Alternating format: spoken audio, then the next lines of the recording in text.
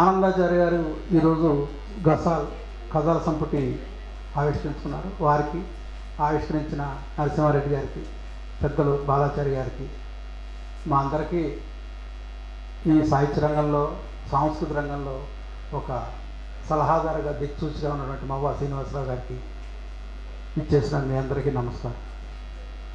ఆనందాచార్య గారు నాకు 1999 నుంచి పరిచయం, అంటే 26 సంవత్సరాలుగా వారితో నాకు పరిచయం.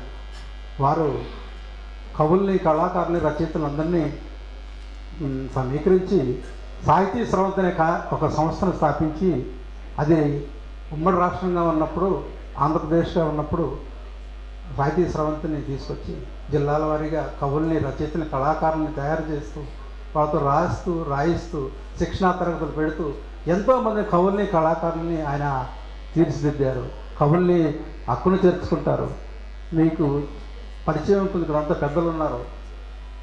ప్రజాశక్తి తర్వాత నవ తెలంగాణ ఏర్పడిన తర్వాత ఆనందాచార్య గారు సంపాదకులుగా బుక్ హౌస్కి, ఈ సండే మ్యాగజైన్కి మరియు సాహిత్య పేజీకి వారు వచ్చిన తర్వాత ఎంతోమంది కవుల్ని, కొత్త కవుల్ని, ముఖ్యంగా యువ కవుల్ని వారు ప్రోత్సహించిన విషయం చాలా గొప్ప విషయం. ఎందుకంటే చాలామంది ఏం రాశావు అని తక్కువ చేసి వాళ్ళ ఉత్సాహాన్ని కించపరుస్తూ తగ్గిస్తూ ఉంటారు. కానీ ఆనందాచార్య గారు అట్లా కాదు. ఆ మొత్తం 8 లైన్లు 10 లైన్ల కవితలో ఎంతో కొంత క్రీమ్ తీసుకుని ఆ కవితను ప్రచురించి, ప్రోత్సహించి, హక్కును చేర్చుకుంటూ వాళ్ళతో కాంట్రాక్ట్ అయ్యే రచయితలు, ముఖ్యంగా సంపాదకులు చాలా తక్కువ మంది ఉంటారు. అలాంటి తక్కువ మందిలో ఉన్నవారిలో ఆనందాచార్య గారు మొట్టమొదటి వ్యక్తి అని నేను భావిస్తున్నాను. మీరు ఎవరైనా సరే ఫోన్ చేస్తే చక్కగా స్పందించి ఆ విషయం నుంచి చెప్తారు. అట్లాగే కథా వర్క్షాపు మోహన్ కృష్ణకి తెలుసు, పెట్టినప్పుడు 150 మంది 100 రూపాయలు ఫీజు కట్టి ఆ 2 రోజులు ఉండి కథలు ఎట్లా రాయాలో నేర్చుకున్నారు. కానీ 10 ఏళ్ళ కిందటి సంగతి. ఇప్పుడు కథ రాద్దాం అనుకునే వాళ్ళు ఈ పుస్తకం కనుక చదివితే కథ ఎలా రాయాలో అనే విషయం మనకి స్పష్టంగా అర్థమవుతుందని నేను భావిస్తున్నాను. సమాజంలో ఈ కథలు చాలా గొప్ప కథలుగా భవిష్యత్తులో నిలబడతాయని నేను భావిస్తున్నాను. ఆ పాత్రలు ఉర్దూలో సంభాషిస్తూ ఆ ముస్లిం కుటుంబాలు ఆ గసాల కథలో మన మామూలు తెలుగులోనే రాసేస్తాం, కానీ వాళ్ళు ఏం మాట్లాడతారో అదే భాషని ఆయన దాంట్లో ఆ కథలో ఇన్వాల్వ్ చేసి రాశారు. అంటే రచయిత ఎలా రాయాలి అనే విధానాన్ని గసాల కథ మనకి నిరూపిస్తుంది, తెలిసినట్టు చేస్తుంది, ఒక పెద్ద బాల శిక్షలాగా మనకు ఉపయోగపడుతుంది. అలాగే చెహోవ్ కథ మనందరం చదివాం. ఒక చిన్న కథ, గుర్రపువాడు వాళ్ళ కొడుకు చనిపోతే ఆ చనిపోయిన విషయాన్ని చెప్పేందుకు ఎవరు మనుషులు దొరకరు అతనికి. చివరికి ఆ గుర్రానికి చెప్పి ఏడుస్తాడు. ఆ కథని కొనసాగింపు అన్నట్లుగా ఈ పుస్తకంలో చివరి కథ కరుణ దొరకలేదు కథ మనకు అనిపిస్తుంది.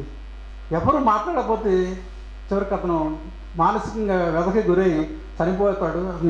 నిద్రపోతూ లేవడు అన్నమాట. అంటే ఈ చనిపోవటం అనేది పాశ్చాత్య కళా సాహిత్యం నుంచి తీసుకున్నప్పటికీ వాస్తవాన్ని మిర్రరైజ్ చేశాడు ఈ కథకుడు అనే విషయం మనకి పాఠకుడికి తెలుస్తుంది. మనం చాలా విషయాలు చూస్తుంటాం, పలకరించకపోతే చాలా బాధపడుతూ ఉంటాం. మనం వెళ్తుంటాం, మన ఆఫీసులో పనిచేస్తున్నప్పుడు కూడా మనకు తెలిసినప్పుడు మనం పలకరించకపోతే అయ్యో నన్ను పలకరించలేదు, వెళ్ళిపోయాడు అనుకుంటాం. అట్లాంటిది భార్య అసలు ఆ కుక్క పిల్లతోనే ఉంటూ భర్తకి ఏం పట్టించుకోకపోతే అతను మౌనంగా ఉంటూ అతనిలో మానసిక వ్యధ పడతాడు. ఆ మానసిక వ్యధని అద్భుతంగా ఆయన కవి కనుక చక్కనే మంచిగా రాశారు. ఆ కథ చాలా బాగుంది. కానీ మా ఇంటి పక్కన నేను చూశాను, పిల్లి కుక్క 2 కలిసి జీవిస్తుంటాయి. అట్లాగే అంటే విరుద్ధమైన భావాలు గల జంతువుల్లోనే ఐక్యత ఉన్నప్పుడు మనుషులుగా ఉన్న మనం కలిసి ఎందుకు ఉండలేము అన్నట్లుగా కూడా దాన్ని కొంచెం ఆలోచిస్తే బాగుండేదేమో. ముగింపు విషాదంగా కాకుండా మోహన్ రావు చనిపోకుండా ఆమెలో మార్పు తీసుకొచ్చినట్టుగా చూపిస్తే బాగుండేదేమో నాకు అనిపించింది. ఎనీహో గొప్ప కథలు, రచయితలందరికీ కూడా కథలు ఎలా రాయాలనే విషయం తెలుస్తుంది. మరొక విషయం, వారు మార్క్స్ పెట్టుబడిని 2 భాగాలుగా 100 పేజీల్లోనే రాశారు. దాంట్లో ఒక చాప్టర్ తీసుకుని ఆ చాప్టర్ మొత్తం మనం చదివితే అర్థం కాదు, కానీ ఆ చాప్టర్ గురించి కవిత్వంలో స్ఫూర్తి రాశారు. 8 లైన్లు 4 లైన్లో కవిత ఉంటుందన్నమాట ఆ చాప్టర్ గురించి. ఇది చాలా గొప్ప విషయం. ఆ పుస్తకాలు 3 బౌండ్లు చదివితే 3000-4000 పేజీలు మనం చదవలేము. కానీ 100 పేజీల్లో మార్క్స్ పట్టుబడిని మనకి అందించిన ఆనందాచార్య గారిని నమస్కారాలు, ధన్యవాదాలు. నాకు ఈ అవకాశం ఇచ్చేందుకు సంస్థకి, మోహన్ కృష్ణకి అందరికీ నమస్కారం. Thank you sir, thank you.